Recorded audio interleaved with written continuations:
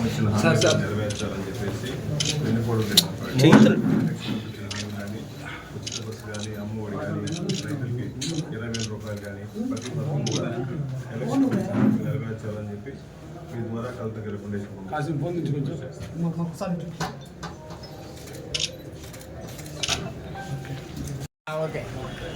ఈరోజు ఈ అరాచక అవినీతి వెన్నుపోటు ప్రభుత్వం మీద నిరసనగా రాష్ట్రం మొత్తం మా ప్రీతం నాయకులు వైఎస్ జగన్మోహన్ పిలుపు మీదకు ఊరు వాడ మహిళలు కానీ బడుగు బలహీన వర్గాలందరూ పేదవాళ్ళందరూ బయలుదేరి ఈరోజు ర్యాలీగా వచ్చేసి ఎంఆర్ఓ ఆఫీసులో రిప్రజెంట్ జరిగింది. ముఖ్యంగా చంద్రబాబు నాయుడు గారు ఎలక్షన్ల ముందు సూపర్ 6 హామీలతో పాటు సుమారుగా 143 హామీలు ఇచ్చి ఎలక్షన్లు అయిన తర్వాత నేను హామీలు నెరవేర్చలేని చెప్పేసి ప్రజలు మాత్రం వెన్నుపోటు పొడుస్తాము, హామీలు మాత్రం నెరవేర్చడం నా వల్ల కాదు, ఖజానా మొత్తం ఖాళీ అని చెప్పి అబద్ధం మాటలు చెప్పేసి ఎలక్షన్ అప్పుడు ఓట్లు వేయించుకొని ప్రజలను వెన్నుపోటు పొడిచిన చరిత్ర చంద్రబాబు నాయుడు గారి ప్రభుత్వం అని చెప్పి సభలో తెలియజేస్తున్నా. ఎందుకంటే గతంలో జగన్మోహన్ గారు ఉన్నప్పుడు ఇచ్చిన హామీలను నెరవేర్చాడు. ఈ రాష్ట్రంలో ఇప్పుడు సంవత్సరం అయినప్పటికీ సుమారుగా 1,50,000 కోట్ల రూపాయలు అప్పు చేసి ప్రజలకి హామీలు నెరవేర్చకుండా విలాసవంతంగా బతుకుతున్నాడు చంద్రబాబు నాయుడు గారు వాళ్ళ కూటమి.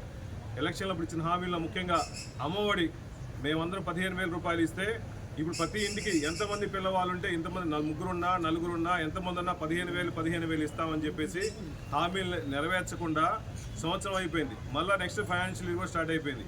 ఒక్కో పిల్లవాడికి సుమారుగా 30,000 రూపాయలు ఇవ్వాల్సిన హామీ ఇచ్చారు. హామీలు నెరవేర్చాలి. ఆ హామీలు నెరవేర్చకుండా అమ్మ ఒడికి వెన్నుపోటు పొడిచాడు.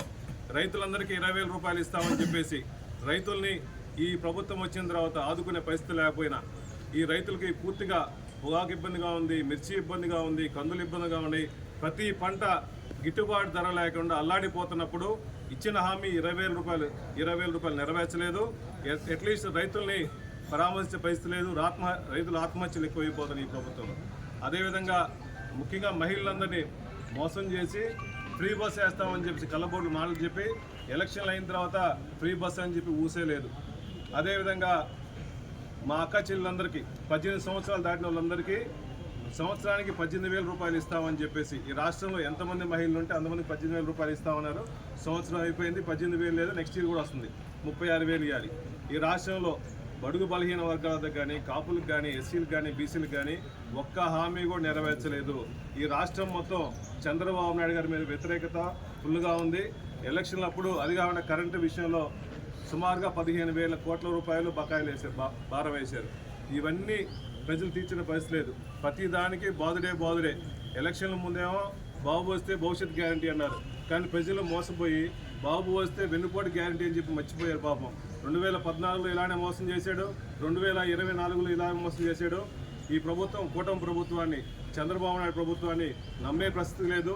దయచేసి ఇప్పుడైనా మేల్కొని తీసుకొచ్చిన అప్పులు ప్రజలకు అందరికీ హామీలు నెరవేర్చడం కోసం మేము ఎప్పుడు వైఎస్ఆర్ కాంగ్రెస్ పార్టీ తరఫున ప్రజల పక్షాన ఎప్పుడు పోరాడుతూ ఉంటామని చెప్పి సభలో తెలియజేస్తాం.